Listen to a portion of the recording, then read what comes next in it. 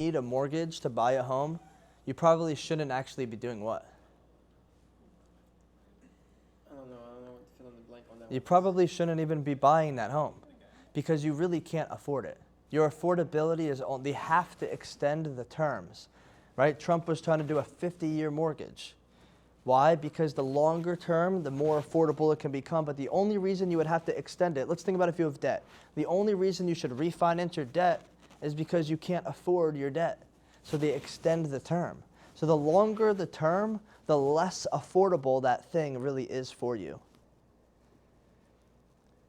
The only reason that they stretch out, the only reason that someone would choose, if you want to buy $1 million home, the only reason they would choose a 30-year mortgage versus a 15-year mortgage is not because it saves them on interest. It actually costs a lot more in interest because they can't actually afford the home, so they need lower payments. No, they could do a 30-year and then prepay it.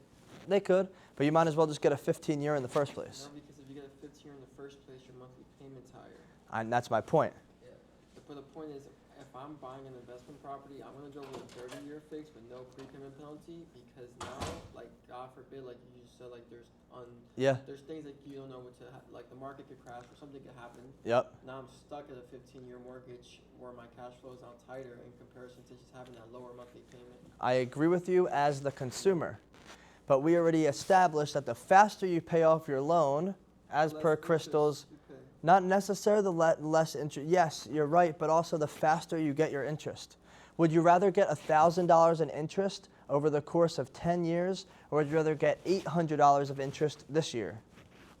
This year. Because of the time value of money. But when you prepay a loan, you don't pay the interest. Like if I prepay a loan at Yeah, you get a 20, 30%, you get some discount. I agree with you. I'm saying you get a discount on the interest. It's still better for the bank.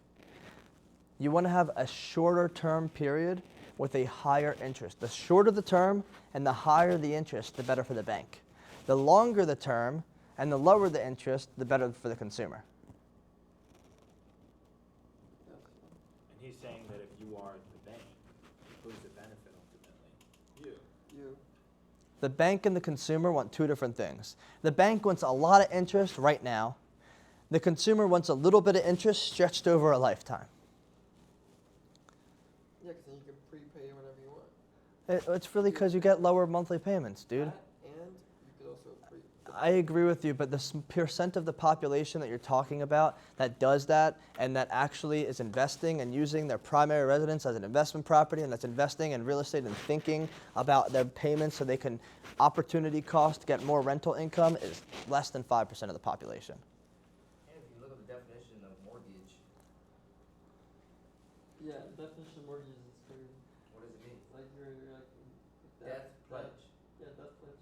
Exactly. Yeah. All of this is facts. This is all for the purpose of understanding. The word MORT-GAGE means death pledge in every Latin language. And if you look up a mortgage calculator, Barry, will you push escape? Go to Google. You can do an amortization table. Yep. Yeah, you pay the most interest at the beginning. You pay more in interest than the entire cost of the home. Oh, absolutely. Go to type in mortgage and it'll pop up. In any loan. Not in any loan. That's not accurate. Only in a mortgage. Not in a car loan. I'll show you. Type in $1 million. You know what? Just keep it at 420.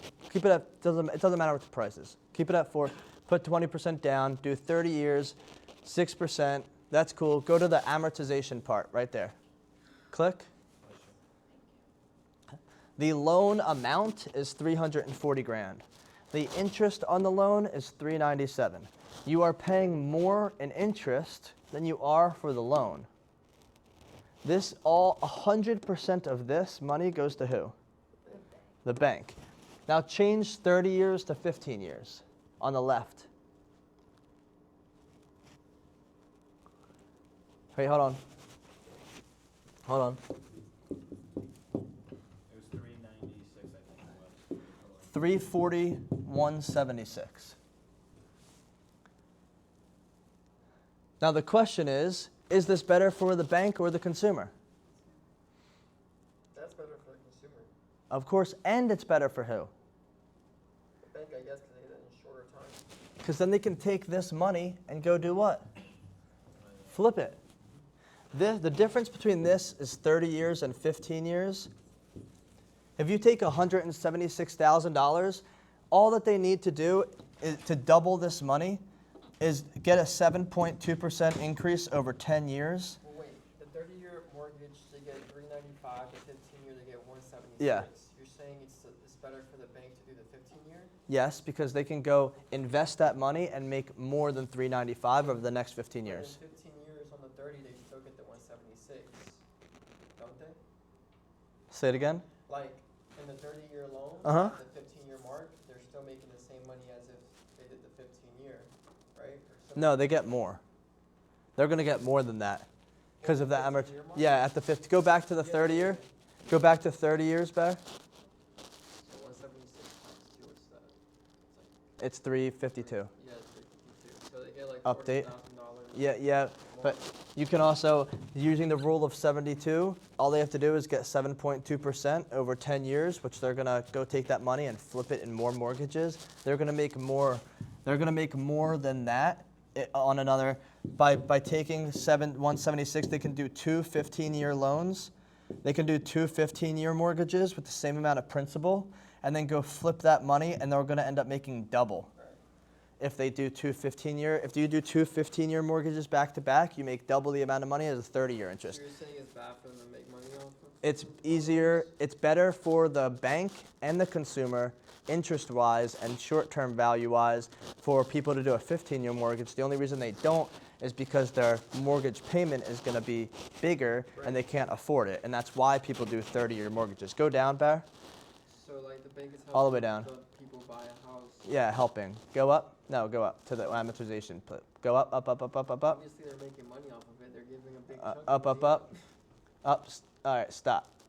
All right, go up a little more. Up, keep going one more time. Like, All right, if I lend you money, go. I'm gonna make money off of that. What's 2026? Go down to 2041. Stop. At 2041, the bank has made $282,000 of interest. They get almost all of their interest in the first 15 years of that mortgage. Okay. The bank got 282 versus 176. They made an extra $100K because you got a 30-year mortgage. And the only reason that they stretch it out is to make you feel like you can afford a bigger. For them, they make more money. It's great for everyone. It's great for everybody, except it creates a thicker wind. And so it creates an illusion of money. It is better today, like in this present moment, it is better because I get to spend less on my mortgage, and as a consumer, and as a homeowner, and then as a banker, I also make more interest. It's good, but if it's better for the banker, there's no such thing as just win-win all the time. Somebody's losing, and the real person that's losing is the consumer because they're not really paying off their home that fast.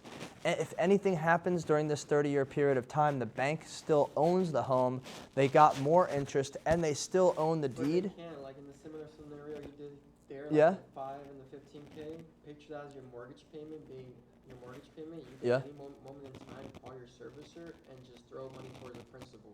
So you can't. I'm with you. That still doesn't help anybody. It helps the consumer because No. they're paying off sooner. No, you're just giving your money away faster. You might as well keep it. You might as well not pay off your interest of your mortgage, and you might as well take that payment and go make more money than your 5% interest rate that you're paying to the bank. Paying double payments to your car and paying double payments to your mortgage is a worse scheme than even just getting it in the first place. I think I get what he's saying, and I understand where you're coming from. Basically, Yes. paying off my car first, like faster. Yeah. Yeah, I no longer own a payment, and I was able maybe to save on some interest, but now that's dead money. My car, yes, I have a car, but now I'm not. It's depreciating in value, right? Like they depreciate so fast. Yeah. But if I were to borrow money from myself, pay myself interest.